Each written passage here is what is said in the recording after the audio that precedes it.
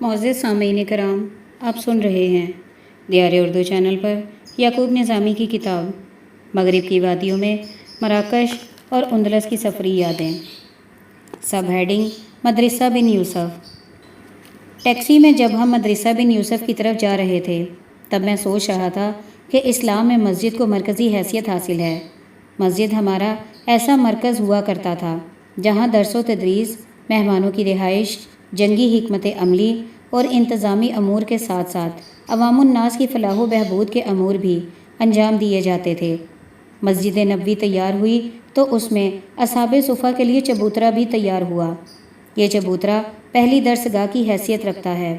مسجد نبوی میں حضور اکرم صلی اللہ علیہ وآلہ وسلم نے عمل سے بتایا کہ مساجد 5 وقت نماز کے علاوہ درس و تدریس، تبلیغ اسلام، نجران کے عیسائی وفد کو مسجد میں رہائش فراہم کی اور پھر حکومتی امور کے ساتھ ساتھ غربا کی ضروریات بھی مسجد سے پوری کی جاتی تھیں۔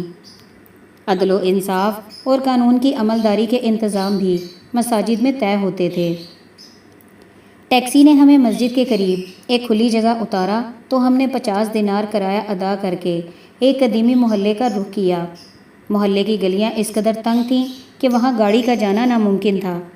ہم نعیمہ کی رہنمائی میں محلے کی قدیمی گلیوں میں سے گزرتے ہوئے ایک بہت بڑے گیٹ کے سامنے جا پہنچے۔ یہی مدرسہ بن یوسف تھا۔ مدرسے کا دروازہ بہت قدیمی اور انتہائی خوبصورت لکڑی کا تھا۔ اس پر بڑی نفاست کے ساتھ مراکشی طرز کی چوب کاری کی گئی تھی۔ گیٹ سے معلوم ہوتا تھا کہ یہ مدرسہ نہیں بلکہ کسی محل کا دروازہ ہے۔ سیاح اس دروازے کو دیکھ کر فرط حیرت میں ڈوبے ہوئے تھے۔ اسی حیرت میں ہم اندر داخل ہوئے تو یوں محسوس ہوا جیسے ہم کسی اندلسی محل میں پہنچ چکے ہیں۔ یہ عمارت مکمل اندلسی طرز پر تعمیر ہوئی۔ اس کے چاروں طرف کمرے اور صحن کے بیچ میں پانی کا تالاب، جس کے عین درمیان میں بہت بڑا فوارہ تھا۔ فرش اور دیواروں پر نیلے رنگ کی خوبصورت نقش والی ٹائلیں تھیں۔ چاروں طرف کمرے اور برآمدے تھے۔ داخلی دروازے کی طرف کمروں میں دفاتر، جبکہ دائیں اور بائیں کمرے درس گاہوں کے طور پر استعمال ہوتے تھے۔ سامنے کی طرف کمروں کی بجائے مسجد کا بہت بڑا ہال تھا۔ مدرسہ بن یوسف زمانہ قدیم کی ایک انمول عمارت ہے۔ اس عمارت کی سیاحت سے قبل میرے ذہن میں مدرسوں کا جو تصور تھا وہ کوئی زیادہ مثبت نہیں تھا، لیکن اس مدرسے کی آن و شان دیکھ کر مجھ سمیت تمام سیاح فرط حیرت میں ڈوبے ہوئے تھے۔ میں نے کیمبرج، آکسفورڈ اور الازہر جیسی عظیم درس گاہیں دیکھیں، لیکن مدرسہ بن یوسف کی عمارت کے سامنے سب کو ہیچ پایا۔ فرش سے تقریباً 5 فٹ اونچائی تک نیلے رنگ کی ٹائلیں، یہی ٹائلیں برآمدوں کے فرش پر بھی تھیں، جبکہ تالاب کے ارد گرد تدریسی کمروں اور مسجد کے صحن پر سنگ مرمر نصب تھا۔ نیلی ٹائلوں کے بعد سنہری ٹائلیں جو میں نے الحمرا میں دیکھی تھیں اسی طرز کی ان پر نقش و نگاری تھی، بلکہ قرآنی آیات لکھی ہوئی ٹائلوں کی ایک پٹی چاروں طرف لگائی ہوئی تھی۔ اس سنہری پٹی کے بعد اسی رنگ کی ٹائلیں اوپر کی طرف تقریباً 20 فٹ تک نظر آتی تھیں، جس کے بعد ٹائلوں کی بجائے لکڑی کا استعمال نظر آیا جو اوپر چھت تک نظر آتا تھا۔ لکڑی کو کالے رنگ میں پینٹ کیا ہوا تھا۔ عمارت کے درمیان تالاب کے اوپر کھلا آسمان تھا۔ نیلگوں آسمان کے نیچے مدرسے کا فرش بھی نیلے رنگ کی ٹائلوں سے مزین تھا۔ سورج اپنی روشنی میں جو رنگ بکھیرتا ہے وہ رنگ میں نے الحمرا کی طرز کی ٹائلوں میں منعکس ہوتے دیکھے۔ سیاح غور سے ہر چیز کو بڑی باریک بینی کے ساتھ دیکھ رہے تھے۔ یورپی سیاح اس عمارت کی طرز تعمیر دیکھ رہے تھے، جبکہ مجھ جیسے سیاح جہاں عمارت کی بناوٹ دیکھ رہے تھے وہاں اس بات پر بھی حیرت کا اظہار کر رہے تھے کہ مراکش کے حکمران کس قدر علم دوست تھے کہ انہوں نے جو درس گاہ بنوائی اس پر مدرسے کی بجائے محل کا گمان ہوتا تھا۔ اس سے خوبصورت مدرسے کی عمارت میں نے اور کہیں نہیں دیکھی۔ میرے خیال میں یہ دنیا کے مدارس میں سب سے خوبصورت عمارت ہے۔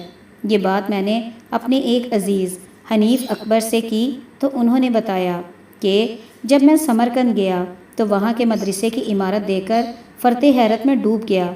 اس مدرسے کی عمارت اس قدر عالی شان ہے کہ اسے دیکھ کر انسان مبہوت ہو جاتا ہے۔ اس کے مقابلے میں مدرسہ بن یوسف کی عمارت ہیچ ہے۔ تدریسی کمروں کو دیکھتے دیکھتے ہم مسجد جا پہنچے۔ مسجد بہت بڑی कुशादा और इंतहाई नफीस थी। मस्जिद के फ़र्श पर संगे मरमर जबकि उसके मेहराब पर भी इंतहाई खूबसूरत नक्श निगारी की गई थी। मस्जिद के अंदर दीवार के साथ किताबों की अलमारियाँ थीं। छत पर भी हुनरमंदों ने अपने जौहर दिखाए थे। अब इस इमारत में ना तो दरस व तदरीस होती है और ना नमाजें, सिर्फ सयाह आते और याद माजी में खोकर चले जाते हैं।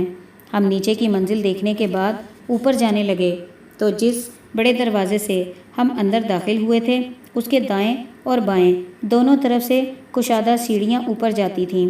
सीढ़ियों के ज़रिए ऊपर गए तो वहाँ कुछ और मनाजिर देखे। ज़माना कदीम में ऊपर वाली मंजिल तदरीस की बजाय अकामत गाह के लिए इस्तेमाल होती थी। अकामत गाह में छोटे छोटे कमरे थे जिनमें तुलबा क़याम करते थे। सुना है मदरसे में 900 तालिब इल्म पढ़ते थे, जिनमें से 130 के लिए अकामत का बंदोबस्त था। रिहायशी कमरों के दरवाजे तो थे, लेकिन दरवाजे में गोल दायरे का एक बड़ा सुराख था जिसमें से निगरान रात को तुलबा पर नज़र रखते थे कि वो अंदर मौजूद हैं और पढ़ते हैं या नहीं। कमरे में पत्थर से बनाई गई अलमारियाँ भी थीं जहाँ तुलबा अपना सामान और किताबें रखते थे। फर्श पर 2 फुट ऊंचा चबूतरा था। गालिबन तुलबा उसके ऊपर बिस्तर लगाकर सोते थे। कमरों में रोशनदान और खिड़कियां नहीं थीं। अकामत गाह के कमरों के सामने चारों तरफ बरामदे थे जहाँ खड़े होकर ऊपर खुला आसमान और नीचे तालाब, पानी के फव्वारे और दर्सगाह बड़ी खूबसूरत नज़र आती थी।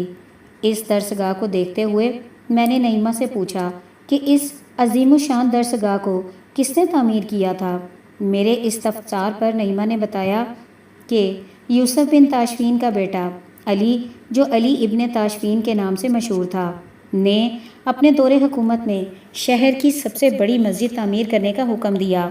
10 साल के बाद 1131 में जब यह मस्जिद मुकम्मल हुई तो अपने ज़माने का एक नादिर नमूना थी, जिसके सहन में एक बड़ा तालाब, जिसके ऐन दरमियान में उंदलसी अंदाज का पानी का फव्वारा।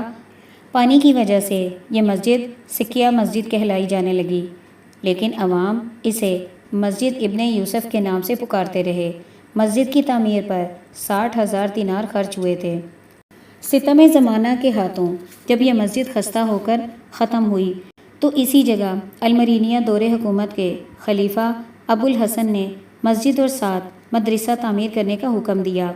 यह तामीर मस्जिद के इर्द गिर्द इस तरह की गई कि मालूम होता था कि दोनों एक साथ तामीर हुए हैं। फिर सैयदैन के दौरे हुकूमत में खलीफा अब्दुल गालिब ने 1565 में मस्जिद और मदरसे की तजदीद नौ करवाई और मदरसे के साथ तलबा के लिए 130 रिहायशी कमरे तामीर करवाए। तकरीबन 1000 साल तक मस्जिद और मदरसा कायम रहा। फिर 1960 में इमारत की खस्ता हालत की वजह से इसे बंद करके मुरम्मत का काम शुरू हुआ, जो 1982 में मुकम्मल हुआ। उसे दोबारा खोला गया, लेकिन सिर्फ सयाहों के लिए। नईमा की बातें सुनकर मैं सोचने लगा, दुनिया की नामवर दरसगाहें, जिनमें कैम्ब्रिज और ऑक्सफोर्ड भी शामिल हैं, बुनियादी तौर पर ये चर्च के साथ मजहबी मदरसे थे जहाँ ईसाइयत की तालीम दी जाती थी। फिर ज़माना बदला तो इन दरसगाहों ने भी अपने मिजाज और निसाब बदले, तो जदीद दौर की तालीम दी जाने लगी, जिसकी वजह से आज ये दुनिया की बेहतरीन यूनिवर्सिटियों में शुमार होती हैं। कैम्ब्रिज और ऑक्सफोर्ड से पहले मदरसा बिन यूसुफ कायम हुआ था। इस मदरसे की इमारत अपने ज़माने के तमाम मदरसों से बेहतर थी। अगर इमारत बेहतर थी तो उसमें तालीम भी सबसे बेहतर थी, लेकिन अफसोस कि हमारे मराकश के उलमाए वक्त की ज़रूरत के मुताबिक मदरसा बिन यूसुफ में तब्दीली की बजाय उसे 1000 साल पहले के दौर में ही चलाते रहे, जिसके नतीजे में आज ये दरसगाह बंद होकर सयाहों की दिलचस्पी का सामान फराहम कर रही है। बिल्कुल यही सूरत हाल पाकिस्तान के मदारिस की है, जहाँ दीनी तालीम तो आला मेयार की दी जाती है, लेकिन साइंसी और जदीद तालीम का इन मदारिस में दाखिला ममनू है। मैंने अल्लामा इकबाल को याद करते हुए मदरसा बिन यूसुफ को खुदा हाफिज़ कहा। ऐ शेख, बहुत अच्छी मकतब की फ़िज़ा लेकिन बनती है बयाबां में फ़ारूकी और सुलमानी। मदरसा बिन यूसुफ से निकले और पुरपेच गलियों में से होते हुए हम वापस उस मुकाम पर आए जहां हम टैक्सी से उतरे थे। ये जगह एक खुले मैदान की मानिंद है, لیکن آثار قدیمہ والوں نے جگہ جگہ سے کھدائی کر کے اس میں گہرے کھڈے ڈالے ہوئے تھے۔ آثار قدیمہ نے جب اس میدان کی کھدائی کی تو نیچے ایک مسجد کے کھنڈرات اور ساتھ ایک گنبد ملا جو اپنی اصلی حالت میں تھا۔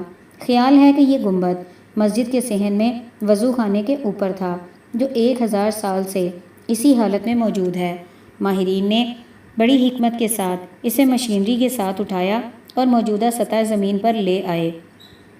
کہتے ہیں مراکش شہر میں المرابطون حکمرانوں کی یہ واحد نشانی باقی بچی ہے، باقی سب کچھ وقت کے ہاتھوں تباہ و برباد ہو چکا ہے۔ یہ سچ ہے کہ ہر چیز کو فنا ہونا ہے سوائے اللہ تعالیٰ کی ذات کے۔ سب ہیڈنگ: سید عبدال عزیز کا مزار۔ مدرسہ بن یوسف اور محی الدین کے گنبد دیکھنے کے بعد ہم چلتے ہوئے ایک گلی میں سے گزرے تو ایک مقبرہ دیکھا۔ یہ مقبرہ مراکش کے 7 درویشوں میں سے ایک سید عبدال عزیز کا تھا۔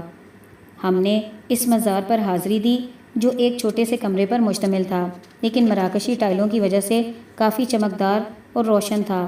اس مزار پر وہ عورتیں حاضری دیتی ہیں جو اولاد کی نعمت سے محروم یا پھر ہونہار اور صحت مند اولاد کی خواہش رکھتی ہیں۔ حاجت مند عورتیں ہفتے کے دن اس مزار پر حاضری دیتی ہیں۔ سب ہیڈنگ: مراکش سے برطانیہ واپسی۔ مراکش میں گھومتے پھرتے مقامی لوگوں سے ملتے، کھانا کھاتے، شہر، گاؤں، صحرا، دریا، پہاڑ اور وادیاں دیکھتے دیکھتے جب دل سیراب ہوا تو گھر یاد آنے لگا۔ شمیم میرے ہمراہ سیر تو کرتی رہی لیکن بچوں کو بھی یاد کرتی اور مسلسل رابطے میں رہی۔ میں اسے سمجھاتا کہ اب ہمارے بچے جوان ہو چکے ہیں۔ بیٹی نفیسہ مانچسٹر یونیورسٹی میں PhD کی طالبہ ہے۔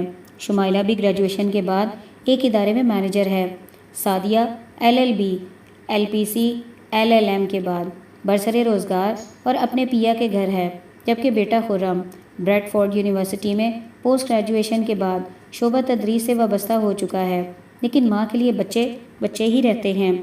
اقبال نے سچ فرمایا تھا، زندگی کی اوج گاہوں سے اتر آتے ہیں ہم، صحبت مادر میں طفل سادہ رہ جاتے ہیں ہم۔ آخر ہمیں رخت سفر باندھنا پڑا کہ ہوم سویٹ ہوم چلیں۔ انسان کیسا ہے جب گھر ہوتا ہے تو باہر جانے کی خواہش اور باہر جا کر گھر لوٹنے کی تمنا۔ اس کا مطلب ہے کہ انسان کسی حالت میں خوش نہیں، اس کی فطرت میں جمود نہیں، بلکہ یہ خوب سے خوب تر کی تلاش میں رہتا ہے۔ بچے جوان ہونے کی خواہش کرتے ہیں جس کے لیے بڑوں کے جوتے پہن کر گھروں میں گھومتے پھرتے ہیں۔ اسکول داخل ہوتے ہیں تو جلد از جلد تعلیم مکمل کر کے ڈاکٹر، انجینئر، وکیل، رائٹر بننے کے خواب دیکھتے ہیں۔ روزگار ملتا ہے تو پھر ترقی کی خواہش، پھر ایک موقع ایسا آتا ہے جب ریٹائر ہو کر آرام سے زندگی بسر کرنے کی تمنا ہوتی ہے، اور ریٹائرمنٹ میں بچپن سے جوانی بلکہ ریٹائرڈ ہونے تک کے تمام واقعات اسے یاد آتے ہیں اور خواہش ظاہر کرتا ہے کہ کاش بیتے دن لوٹ آئیں۔ یہ سچ ہے کہ انسان کسی بھی حالت میں خوش نہیں رہتا۔